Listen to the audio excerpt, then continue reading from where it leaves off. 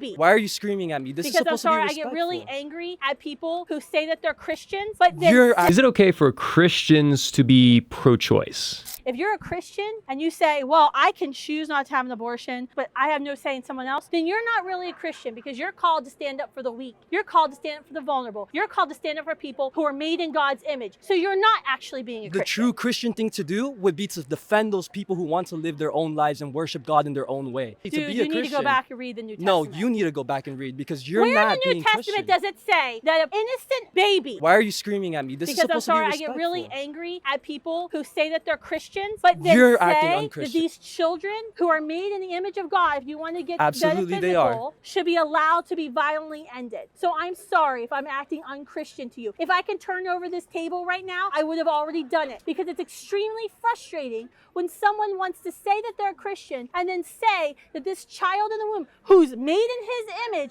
who is vulnerable, should be allowed to be killed for the selfish whims of putting her over someone else. Allow me to be on the guy's side for a minute, and let's see if it makes sense what he's saying. As a Christian, we should stand up for the rights of people to do what they want to do in their relationship with God. As a Christian, we should support people. We should help people. We should not force individuals to do certain things. So I agree in many ways with this guy. I agree we should not force individuals to do certain things. But here's when the whole argument falls apart for the pro-choice Christian. That woman who wants to end the life of the baby in her womb is now infringing on somebody else's right. If it was just her body, I mean, if she wants to get rid of fat, right? If she wants to go through surgery, she wants to get plastic surgery, she wants to remove something, maybe she doesn't want 2 kidneys, even though you should have 2 kidneys. Okay, it's your body. I mean, you can make certain decisions, you can get lipo, you can do whatever, arguably. But when it comes to this specific situation, we're not talking about just one woman's body. We're talking about 2 human bodies. We're talking about a woman that wants to end the life of another human being. No matter how small that baby is, it is a human being. Just as God says in Jeremiah, "Before I formed you in the womb, I knew you, and before you were born, I consecrated you. I appointed you a prophet to the nations." God is saying, before I formed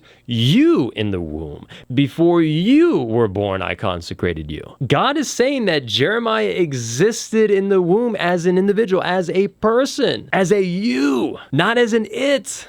Not as a zygote or a fetus, but a you, a human being who has a calling and a purpose in the world. For anybody watching this, just get everything out of your mind and just look at human life. We are talking about human life, the most valuable thing in the whole universe, the most valuable thing God has created in this world, human life. So when you give the right to another human being to literally end the life of another human being simply because she wants to, you are supporting straight up. But just as I mentioned in these other videos, we have to have compassion on the other side. Yes, I may not believe that you could be a Christian and yet be so pro-choice as this guy. I may not believe the lie that a woman should be able to do whatever she wants with that baby. But one thing I need to do is have compassion on the other side, not support what they believe, but to love them as a human being made in the image of God, to pray for them, to seek to understand them, to learn how I can clearly communicate the truth to them in love. Because I know in the past I have not always done it in gentleness. So let it be a reminder for all of us that we should pray for truth. We should pray for these individuals to see the light of Christ, to know what the Bible actually teaches, and to seek Jesus with all of our hearts. Because at the end of the day, he's coming back, and many people are not going to be ready. So let me know in the comments what you think about all of this, and I'll see you guys in the next one.